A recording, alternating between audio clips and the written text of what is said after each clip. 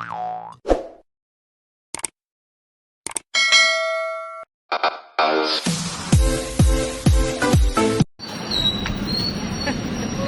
init kaya yan.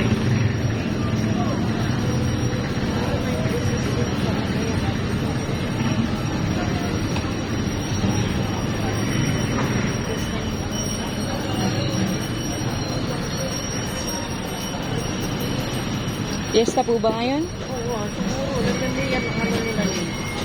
Ayan ang ano nila, oh. Ah, patron nila. Ano nila, oh.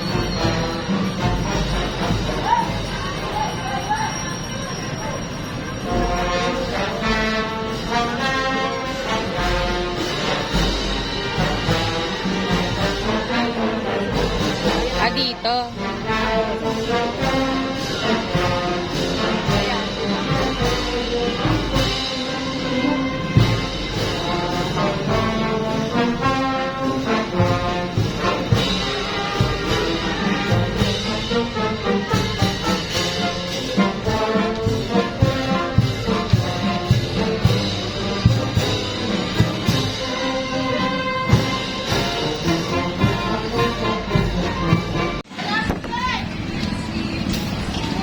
Ayun guys, lakad tayo.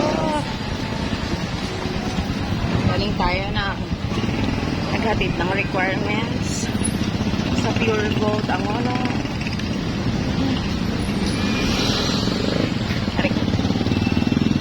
Tapos wala na palang madalang na pala yung jeep ng ano.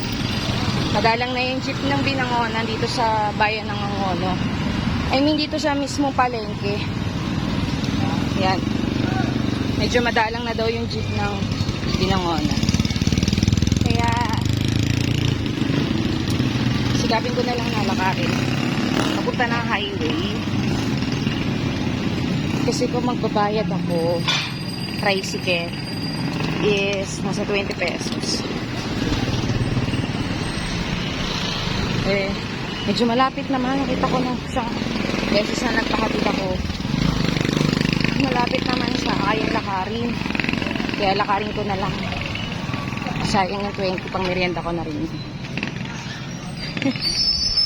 Ayun o, dun tayo galing. Dun. Yan. Sa bayan. Sa palengke ng Angono.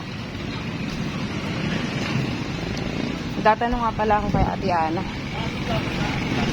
Kung saan siya sumasakay pag uuwi ng Binangonan. Kasi dito siya nag-work sa Angono. Sa may palengke. So yun yung aalamin natin. Magiging pamasahe natin kung magkano.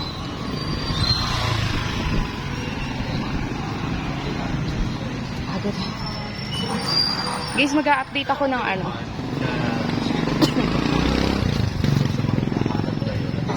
Mag-a-update ako ng sa pag-aasikaso ko ng requirements.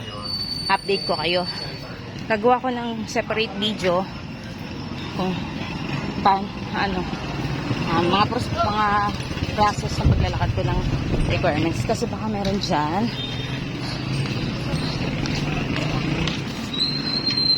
baka meron sa inyo na mag-a-apply ng trabaho bago lang mag-a-apply, tapos kailangan ng mga requirements. Yan,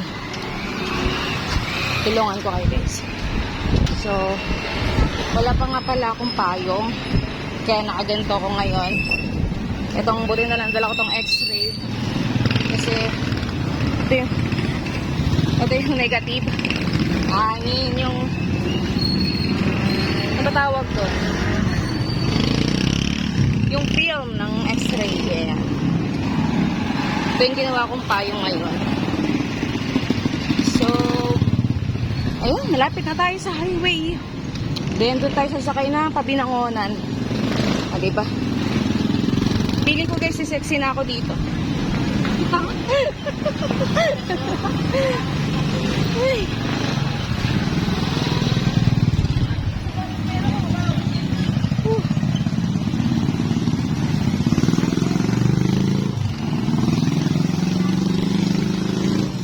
Nakausap ko nga pala dun si Ate Wala na, ay nakalimutan ko agad yung pangalan niya.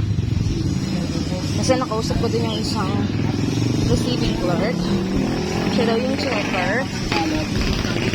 Kaya nag-check ng mga item. Tapos, sabi niya, tagal daw sila naghahanap ng makakasama doon. So, natuwa siya kasi andun na ako. Tapos, nalungkot siya. Nalungkot siya kasi hindi pa ako makakapag-start.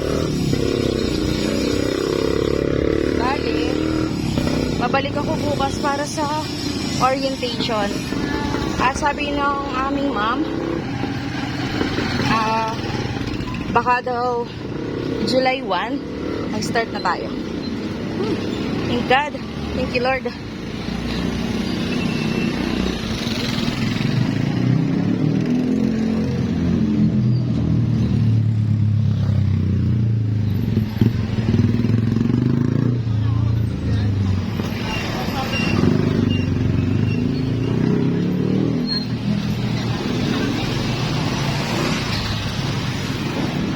Kala ko malapit na, parang layo pa din.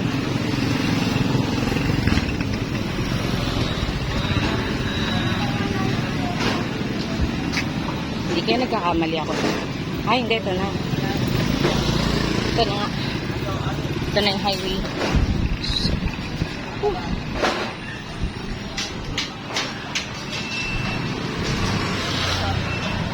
Kita ko na.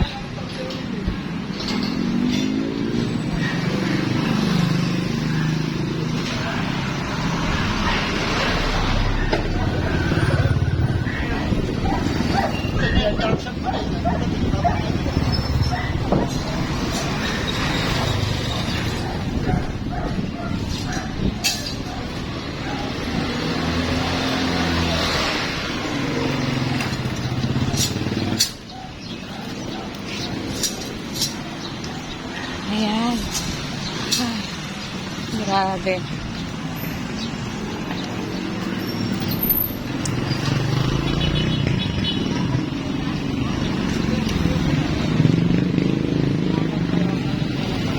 Hindi ko pala naorasan.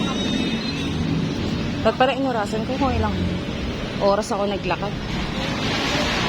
O diba ito, babayad ko pa ng 20 pesos. Doon tayo sa may ilaw. Ay.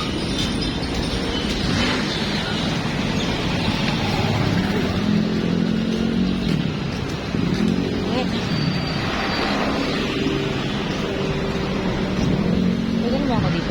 Baka doon. Ayan guys. Dito na tayo. Ito nga pala, scrapyard. Sa highway, scrapyard.